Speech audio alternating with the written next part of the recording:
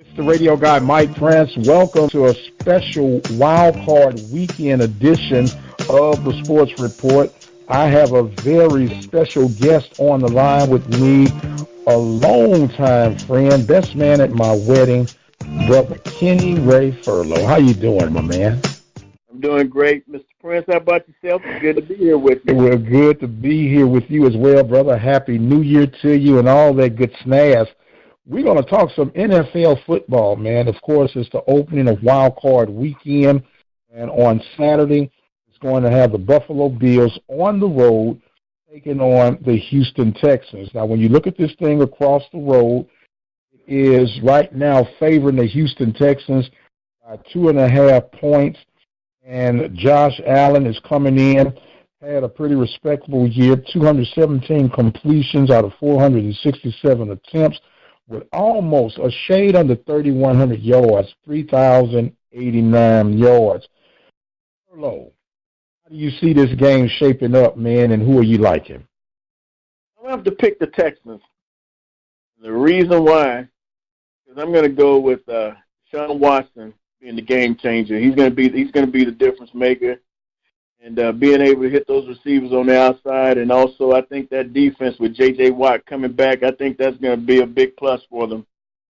Okay, and it is with caution I'm concerned about J.J. Watt returning, and yes. Here's why.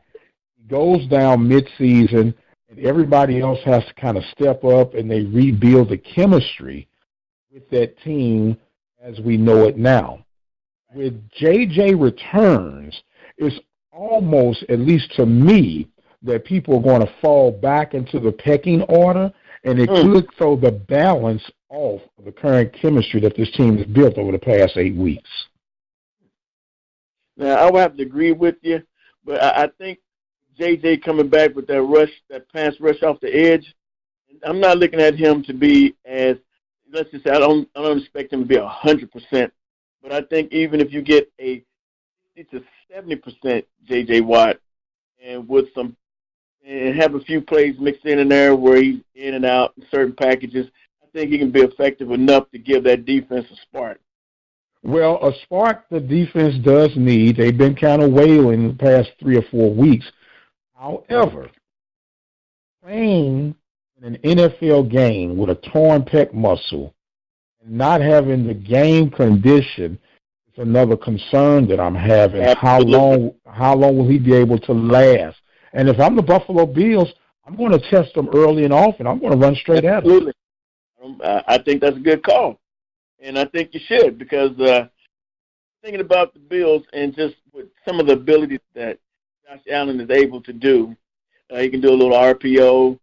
I also like the fact that he can move the ball downfield, but I would have to say what you're talking about is pretty accurate. I would go at J.J. as well, too, just to test him out, just to see if he's ready. That's a good call.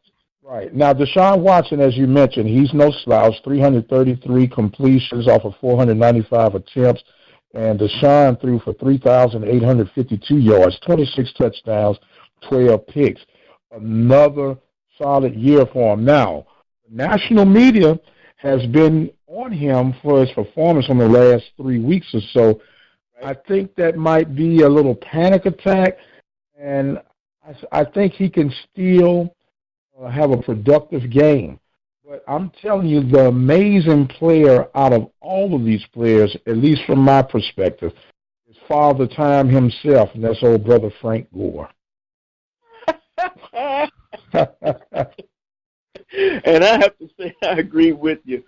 Frank Gore has something left in the tank, and if anybody doesn't think that Frank Gore can't play this game at a high level, then they're badly mistaken.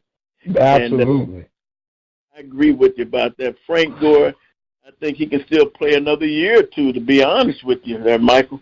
And he's taking care of himself. These lions are big and healthy enough. Why not? Exactly. I agree with you. Got a question for you. Uh-huh. Which running game do you think would be most effective out of the two? It's a good question.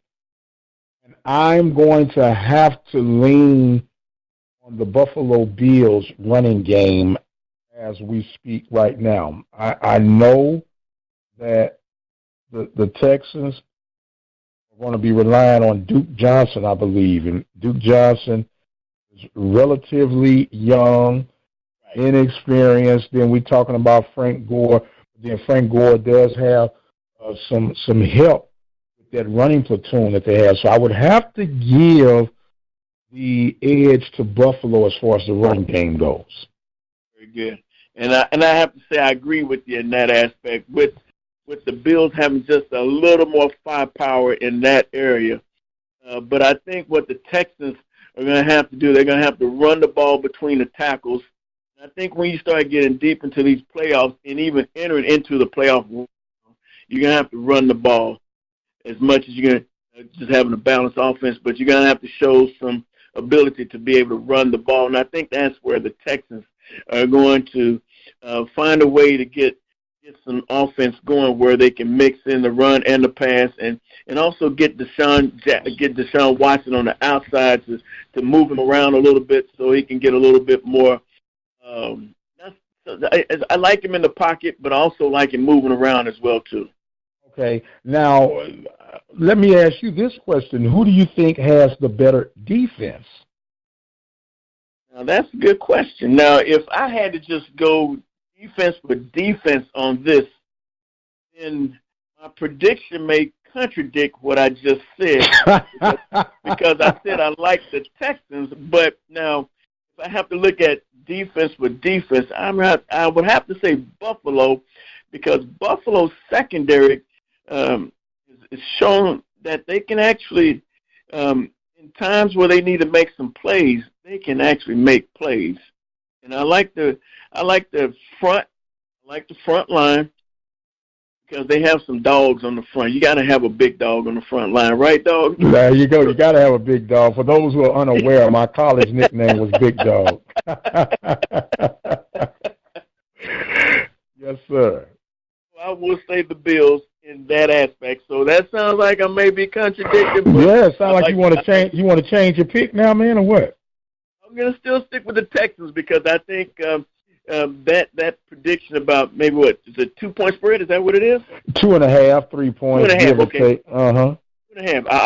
I would the Texans on the 2.5 spread. Yeah, you would keep the Texans on the 2.5 spread. One thing we know for sure that weather is not going to be a factor. It's projected to be 68 degrees, or they're going to have the dome up, the roof on the dome open up, and so it should be pleasant weather. The last time these two teams got together was back October the 14th, and the Houston Texans were victorious by the score of 20-13.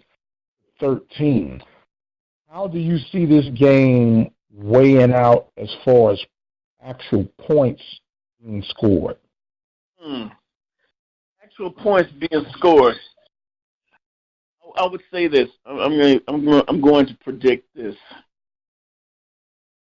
It'll be a close first half game.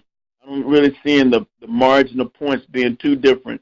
They can go in halftime easily tied. And I'm going to say that game, this score could be somewhere 10-10, 13-13. And I think the difference will be when the two teams get in the fourth quarter. And I think that's where I'm going to give the edge to the Texans when they get into the fourth quarter of the game.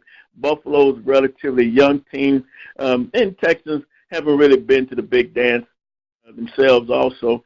I'm just going to give them a slight edge in this game, and I just think the point differential is going to come down to the kicking game.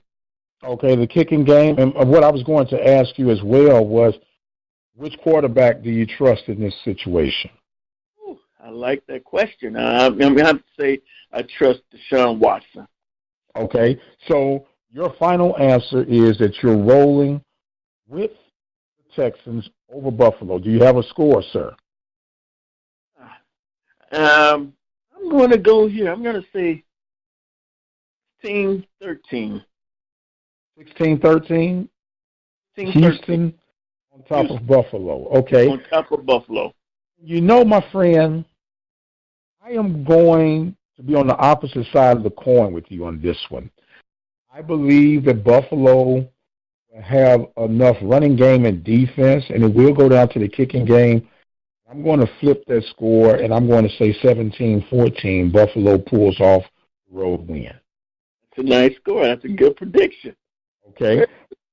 Now we're going to go to the nightcap. Tennessee Titans will go on the road to take on the New England Patriots. There's a lot of drama going on in this game.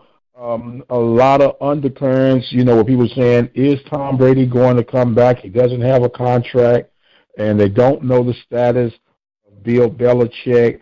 And it's all this speculation going on in the air. And I have a very interesting take on Tom Brady that I'll share later on in this segment that you might be at odds with. But before we get into that, I want to know how you're seeing this game. Now, I tell you what, I'm going to go with the Titans. Okay. And the reason why, because Tannehill has something to prove.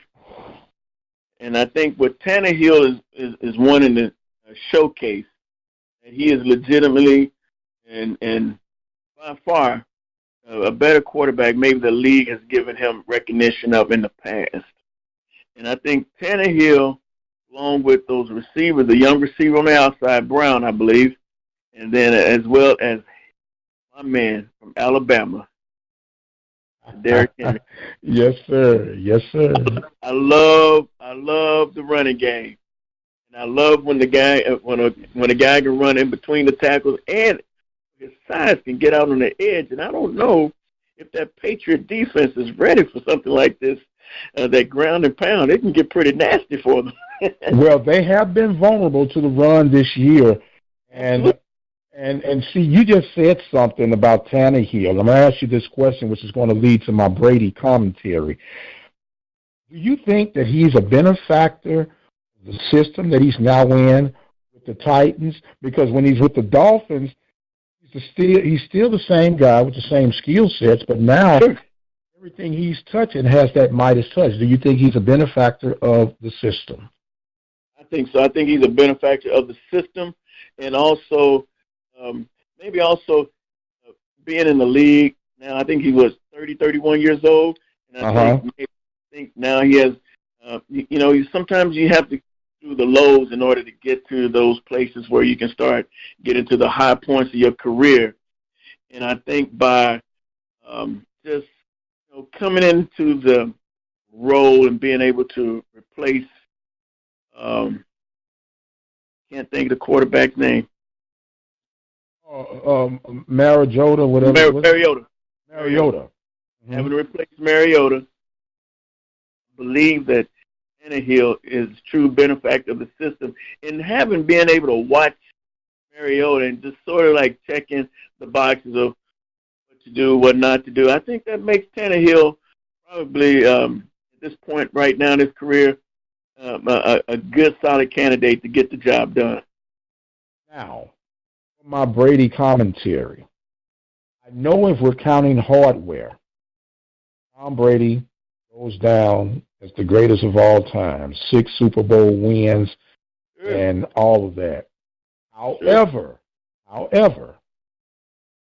he barely makes the top 10 of the best quarterbacks, in my opinion, who have ever played the game. I believe Tom Brady has been more of a benefactor of the Bill Belichick system than anything else. Now, when you add to the speculations of the alleged cheating scandals, absolutely, in my opinion, it makes you wonder how many of these 6 championships did you win legitimately without some type of scandal. Now, just off the top of my head, not in any particular order, but here are the quarterbacks I would pick over Tom Brady as being some of the greatest and guys that I would want to ride or die with in the moment of crunch. Then I'll even add another little wrinkle about why I'm naming these guys that I'm naming. Here we go. Joe Montana, Steve Young, Troy Aikman, Aaron Rodgers, Bart Starr, Johnny Unitas, Brett Favre, Jim Kelly, Drew Brees. Very good. Very Okay, good. these are just a few that I could name right off the top. Now, let me go Yes. back and add another caveat or layer to this thing. Tom Brady has been able to extend so many last minute drives with the most controversial calls of all of the quarterbacks I just named. Very good point. You understand what I'm saying? I'm not taking anything away from them. And for those that are listening, I am a huge Pittsburgh Steelers fan, and I purposely didn't name Terry Bradshaw And I was surprised. nor Ben Roethlisberger, because I'm trying to be as unbiased as possible on this thing. And when you look at it, don't take anything away from what he's done. And another thing, Brady is the reason Garoppolo is in San Francisco right now, because Garoppolo was the prototypical replacement what Brady was doing, and Brady saw the hand right on the wall and demanded that he get traded. That's why Garoppolo is bidding for Super Bowl. And I said all that to say this, that I agree with you, my friend. The Tennessee Titans are going to find a way to beat the New England Patriots, and it's going to bring the end of an era. I agree. I agree. I know I went around the mulberry bush to make that point, but I kind of had to make that point. And I thought it was a very good point. So I know part of people. Well, you look at it for pound, rules have changed so much. You can't even touch the quarterback. He didn't have to play under stress that majority of these other quarterbacks I mentioned played on. Absolutely. You're absolutely right. Absolutely right. So now, do you have a score that you're projecting? Right. So I believe this game is going to get nasty. I mean, really nasty. Wow. Yes, I think it's going to get nasty because Tennessee they're going to bring out the ground and pound. I don't know if you watch MMA fights, but I like a good ground and pound match. Oh man, you're still a violent dude, I see, huh? Running that ball between the tackles, I think it's going to get super nasty, and I think Tennessee Titans are going to win. It's going to be an odd score. I think it's going to be 22-14. 22-14. I could see that. That is an odd score. I'm trying to figure out how you get 22 points, but look, leave it to my brother Furlow. They'll probably get it 22-14, an 8-point lead. I'm saying that Tennessee win by double digits. When I say double digits, 10 points. Okay? And I'm looking at something along the line of 24-14. See the Patriots struggling. Once again, you go the defensive sides of the ball. Defense is what's going to help you propel when you get into the NFL tournament that we call the playoffs. I think Tennessee's defense is slightly better than the New England Patriots. Agree. Slightly better, and that's why I'm saying 24-14, New England, all short.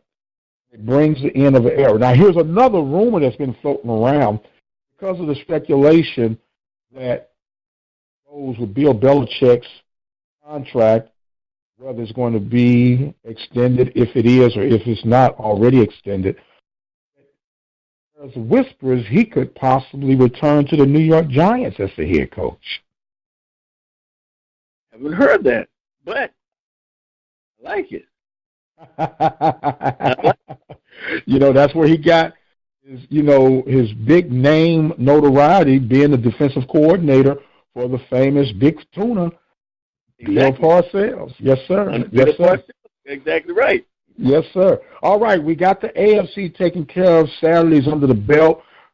Carlo and I are both under the agreement that no, you're saying the Texans are going to win. I'm saying Buffalo's going to win, but we are in agreement that the Titans will win, right? Exactly. That's okay. Right. So we move to Sunday. Are you one of the many Americans that deal with the effects of diabetes? Diva Skin Conditioner could be the remedy that you need. Diva Skin Conditioner is a formulation that was designed with you in mind. Diva Skin Conditioner comes with a money-back guarantee. That's how confident they are in their product. For more information, visit divafeet.com. That's D-I-V-A-H, feet.com. Or you can speak with a representative by dialing 903-270-0026. And Sunday will feature the Minnesota Vikings and the New Orleans Saints. And right now, the Saints are favored by 8. How do you see this one playing out, sir? I'm going to have to just, you know what, this game I think it's probably, although the records will indicate Vikings 10-6 and the Saints 13-3. I don't know if the two teams are record-wise that much 3-game win difference apart from each other. If that makes sense. If I have to look at it for what it's worth, I think if anybody can beat the Saints right now, it would be this team, Minnesota. And I'm not sold on Kirk Cousins as being the catalyst to this victory as much as I know the running game is a little banged up for the Vikings right now, but I'm going to just say that defense, Minnesota can go, I believe, punch for punch with the Saints defense. Wow. But here's the problem, my friend. The Minnesota Vikings don't have to compete against New Orleans Saints defense. They got to compete against that offense led by Drew Brees.